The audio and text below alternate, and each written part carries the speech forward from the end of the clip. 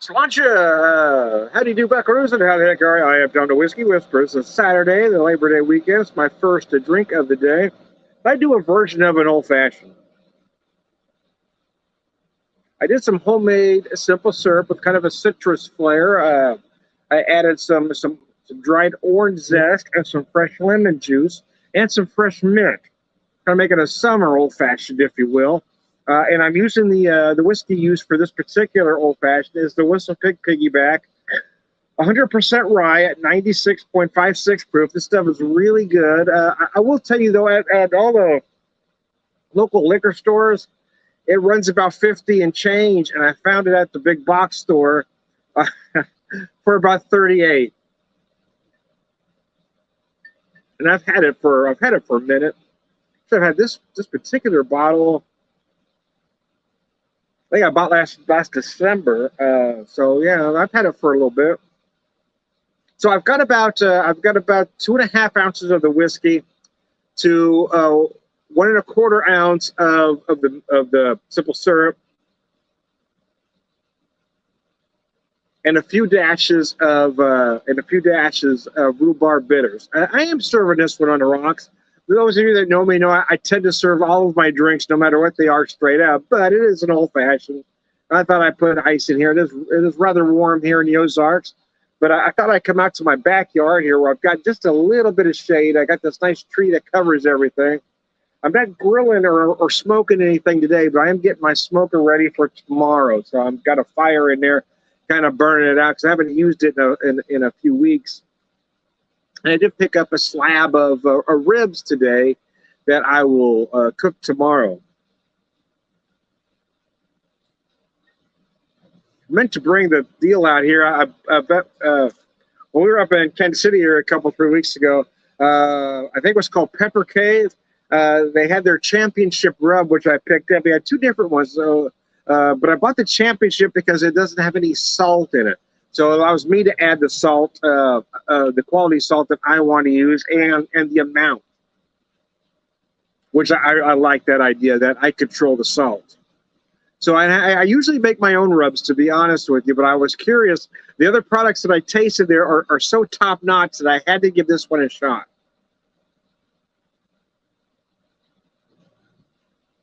And I haven't cooked a slab of ribs in quite some time. It's just the wife and I, and to be honest with you, a slab of ribs goes a long way for just her and I. So I didn't buy a very big one, but it'd be just enough to test this product out. This is a very nice cocktail, man. Perfect summer cocktail.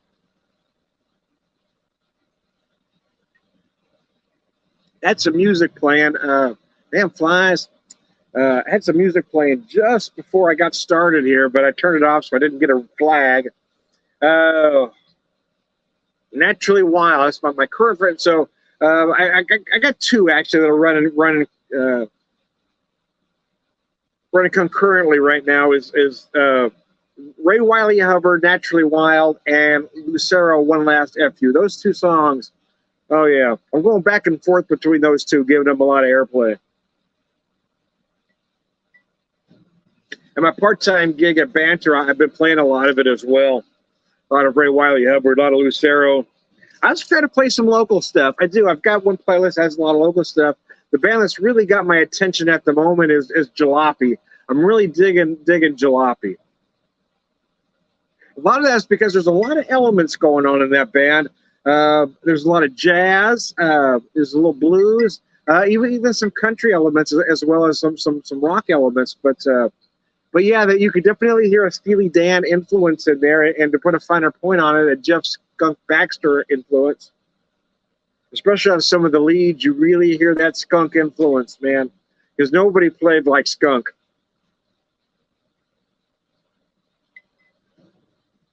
But yeah, there are others. I play a lot of Christy Meredith and oh gosh, I just went blank on his name. I just went blank, man.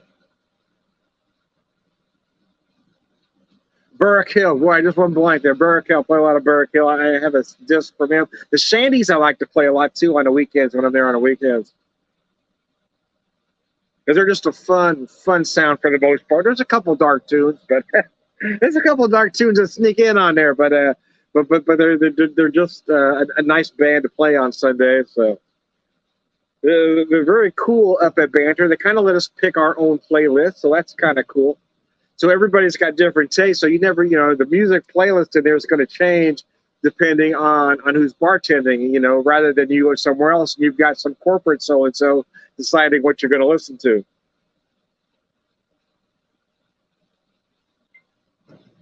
We all have varied tastes, the bartenders there, so it's interesting. Man, that's a cocktail. This, some might say, Tom, why are you putting a whiskey that good into an old fashioned? The truth is, and I've said this 100 times if I've said it once, your cocktail's only as good as the ingredients you put in it. If I was doing a 100-ingredient cocktail, something like that, no, I would never use a whiskey. But this is a whiskey-forward cocktail where you're going to taste the whiskey in there. So use a quality whiskey. I'm not saying use a $100 whiskey. I'm not saying that. I'm just saying use a quality product, whatever that is to you, whatever that means to you. Use a quality product. And in my opinion, this whiskey is really tailor-made for an old-fashioned or a Manhattan. It is the perfect is the perfect whiskey for that. It just lends itself well to those applications.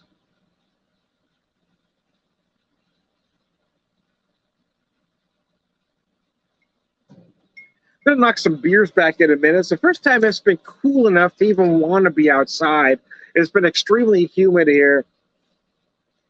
And I haven't been out in my backyard for a while, so I came out here and I cleaned some stuff up, and I cleaned my grill out, my smoker out, I should say, my pit barrel. I got it cleaned out good. I got a fire in there now, trying to get it all clean, because I really want to do those ribs tomorrow. But I didn't get it done in time to cook the ribs today, so I'm going to do them tomorrow.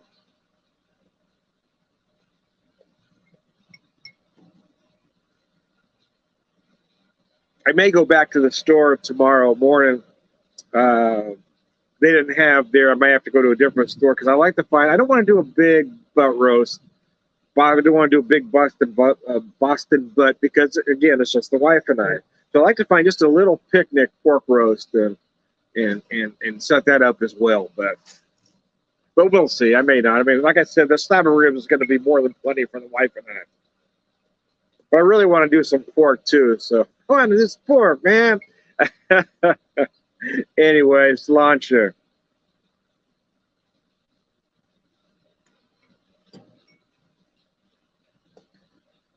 Oh, now there was another song that was playing, Fancy Boys from Ray Wylie Hubbard. Now I got that one stuck in my head.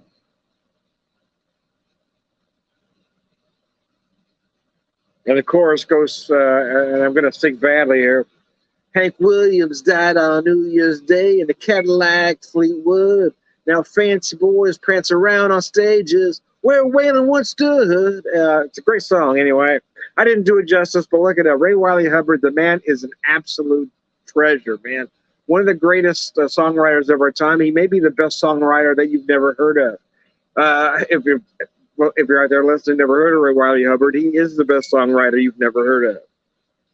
He's rather amazing, man. I can't believe it took me so long to find him, to be honest with you. I wasn't familiar with the name till a few years ago when I found his song, Chick Singer, Badass Rockin', which made me want to go back and listen to his earlier catalog and do some, and look him up and find out what else he's done. The man is just a genius. But he's just a brilliant storyteller.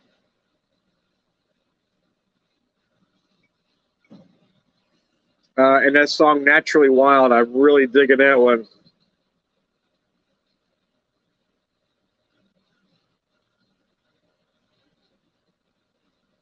So my garnish, if you can see here, I don't know if you can see that, but I've got a bourbon cherry in there. It's a Collins. No, it's not a Collins. It's a Woodford Reserve bourbon cherry. Why am I using that one? Well, I ran out of cherries that I had, and these are nice dark cherries, and at a fraction of the cost of the Luxardo or the Maraschka. And those two run about $25 a jar in my neck of the woods, and they run about that no matter where. But these Collins bourbon, or not Collins, but the Woodford Reserve was only 10 a jar, and it's more or less the same cherry. It's still not that bright red. It's still just a nice dark cherry. But I do also, because it's an old fashioned. Because it's an old fashioned, I picked up for about $10 at a little liquor store in Clinton, Missouri, of all places. They had the candied orange zest, so I picked or orange twist, they call them. So it's I don't know if you can see it in there now because it sank to the bottom on me, but the candied zest, so it also adds a little bit of sweetness to your cocktail.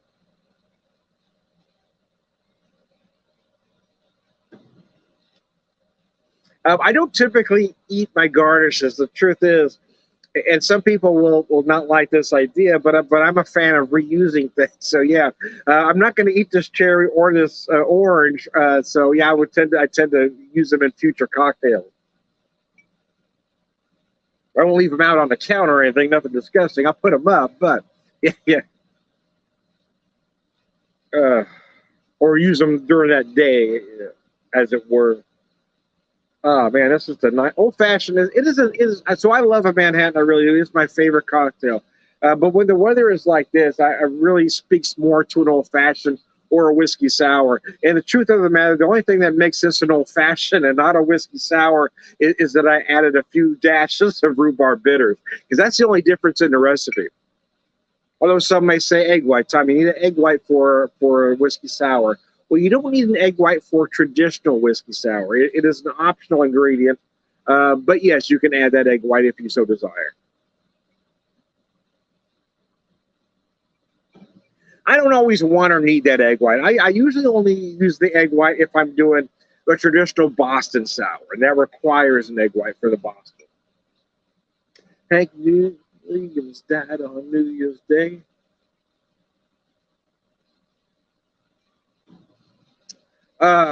So just relaxing today.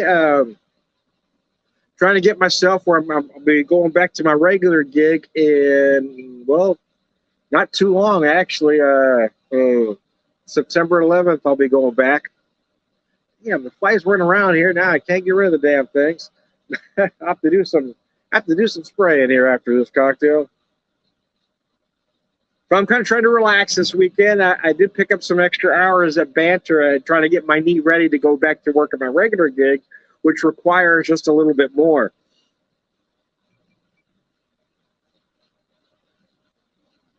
They're very kind to me over at Banter. They've even told me not to change the kegs. Don't do anything. We're going to do that for you, Tom. So basically, I'm just there taking care of customers and talking, which is why they have me there, because I talk a lot. Yeah, I like to talk about beer, and I like to talk to people.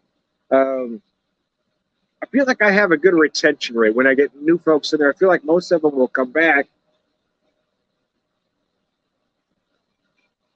because I've treated them well. So, and I am enjoying working there. Being an old guy of limited talents, let's say. I've worked in the beer industry before, but in sales, this is my first gig as a beer tender. And I'll be honest with you, I couldn't work in a fast-paced place as an actual bartender. I couldn't. But Banter is a little bit different and allows me to be me. They want me to talk to people. It's more about the service than being fast and efficient.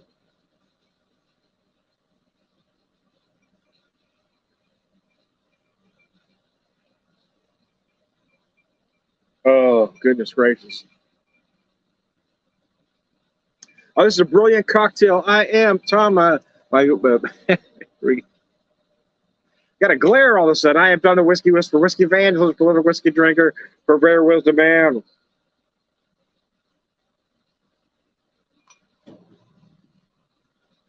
All around good guy, Slancha.